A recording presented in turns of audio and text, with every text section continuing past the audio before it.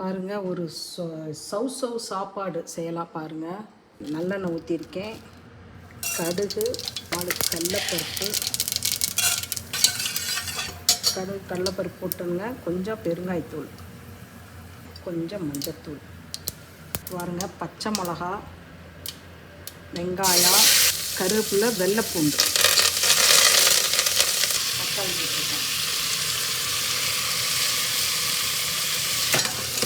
இதில் என்ன கடுகு, கடலைப்பருப்பு போட்டு தாளித்தேன், வெங்காயம், வெள்ளைப்பூண்டு, கருவேப்பிலை, பச்சை மிளகா ஒரு 3 மிளகா போட்டிருக்கேன், தக்காளி போட்டிருக்கேன். எல்லாம் நல்லா வதக்கி விட்டுட்டேன். காரத்துக்கு கொஞ்சோண்டு நம்ம சாம்பார் தூள் போடுறோம். பச்சை மிளகா போட்டிருக்கோம், சாம்பார் தூள் போடுறோம். இது வந்து நம்மளுக்கு மட்டும் இல்லைங்க, குழந்தைக்கும். அதனால் காரம் கம்மியாகவே வைக்கிறேங்க. சவுச்சவு நறுக்கி வச்சுருக்கேன் பாருங்கள். பெருசாகவும் இல்லாமல் சிறுசாகவும் இல்லாமல் நறுக்கியிருக்கேன். இந்த சாப்பாடெலாம் செஞ்சு சாப்பிட்டு பாருங்கள். குழந்தைகளும் நல்லா சாப்பிடுவாங்க, பெரியவங்களும் நல்லா சாப்பிடுவாங்க. இது நல்லா இருக்குது. ஏன்னா இது நீர் சத்து அதிகமுள்ள சவுச்சவுங்க. சவுச்சவை நீங்கள் கூட்டா வைக்கிறீங்க, இல்லைன்னா சாம்பாரில் போடுவீங்க. இந்த மாதிரி சாப்பாட்டில் வச்சு சாப்பிட்டு பாருங்கள், நல்லா இருக்குங்க.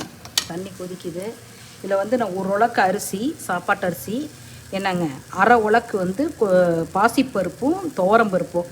பாசிப்பருப்பு கொஞ்சம் 1/4 உலக்கு போடுங்க. என்னங்க 1/4 உலக்கு துவரம்பருப்பு 2 மிக்சிங்கில் போட்டிருக்கேன். ஊற வச்சுட்டு அலசி எடுத்திருக்கேன். இப்போ இதை உள்ளே போடுறேன். கொதிச்சிருச்சு, உள்ளே போடுறேன்.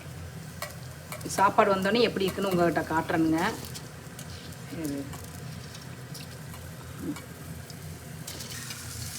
அரிசி போட்டாச்சுங்க. நம்ம நெய் ஊற்றுறோம். நெய் ஒரு 2 ஸ்பூன் ஊற்றிக்கிங்க. அது உங்களுக்கு தேவைக்கு ஊற்றிக்கிங்க, எவ்வளோ ஊற்றுறனாலும் ஊற்றிக்கிங்க.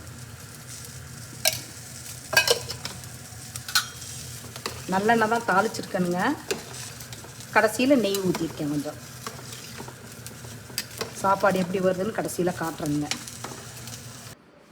பாருங்கள், சாப்பாடு எப்படி வெந்திருக்குன்னு பாருங்கள். கொஞ்சம் குழையாக தான் இருக்கணும் சாப்பாடுங்க. இது அப்போ தான் டேஸ்ட் இருக்கும்.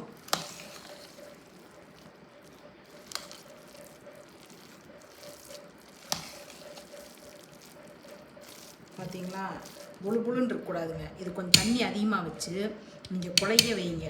குழைய வச்சிங்கன்னா தான் சாப்பிட்றதுக்கு நல்லாயிருக்கும், டேஸ்ட்டாக இருக்கும். நீங்கள் செஞ்சு சாப்பிட்டு பார்த்துட்டு சொல்லுங்கள். அந்த சாப்பாடு அவ்வளோ அருமையாக இருக்குங்க. டக்குன்னு செஞ்சிடலாங்க இந்த சாப்பாடு. நீங்கள் காய் சாப்பிட்ட மாதிரி இருக்கும், பருப்பு சாப்பிட்ட மாதிரி இருக்கும். எல்லாமே ப்ரோட்டீன் சாப்பிட்றோம் நம்ம. எல்லாமே ஒன்றா சாப்பிட்டுக்கலாமுங்க நம்ம. சரிங்க.